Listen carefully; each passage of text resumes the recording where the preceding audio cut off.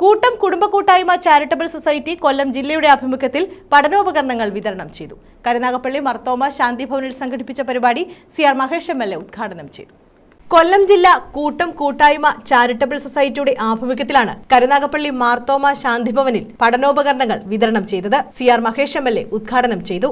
തീർച്ചയായിട്ടും മറ്റുള്ള ആളുകളോട് നിങ്ങൾ കാണിക്കുന്ന കരുതലിനും കാരുണ്യത്തിനും നന്ദി രേഖപ്പെടുത്തിക്കൊണ്ട് ഈ ചടങ്ങിന്റെ ഭാഗമാകാൻ ഇവിടെ എത്തിച്ചേർന്ന മുഴുവൻ പേർക്കും ഇവിടെ ഉള്ളവർക്കും ഇതിന്റെ സ്ഥാപനത്തിന് നടത്തിപ്പുകാർക്ക് ഉൾപ്പെടെ എല്ലാവർക്കും നല്ലത് വരട്ടെ എന്ന് ആത്മാർത്ഥമായി പ്രാർത്ഥിച്ചുകൊണ്ട് 70ഓളം വിദ്യാർത്ഥികൾക്കാണ് കൊല്ലം ജില്ലാ ടീമിന്റെയും UAE ടീമിന്റെയും നേതൃത്വത്തിൽ പഠനോപകരണങ്ങൾ നൽകിയത്.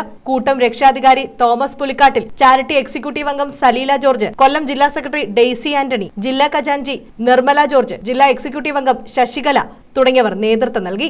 2013 എൻ്റർടൈൻമെൻറ്റ് ഗ്രൂപ്പായിരുന്നു.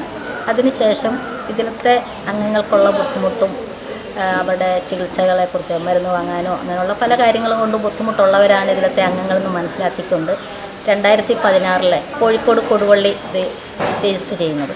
ഇതിൻ്റെ സ്ഥാപകൻ എന്ന് പറയുന്നത് കുവൈറ്റ് ആർമിയുടെ സെക്ഷൻ ലീഡാണ് ശ്രീ സുരേഷ് കുമാർ. ചാരിറ്റബിൾ സൊസൈറ്റിയുടെ കൊല്ലം ജില്ലയുടെ അക്ഷരമുറ്റം പ്രോഗ്രാമാണ് ഇന്നിവിടെ നടന്നത്. കൊല്ലം ജില്ലയിലെ നിർവൃതരായിട്ടുള്ള 70 വിദ്യാർത്ഥികൾക്കാണ് നമ്മൾ പഠനോപകരണം ഇന്ന് വവാക്കാവിൽ മാർത്തോമ ശാന്തി ഭവനിൽ വെച്ച് നടത്തിയത്.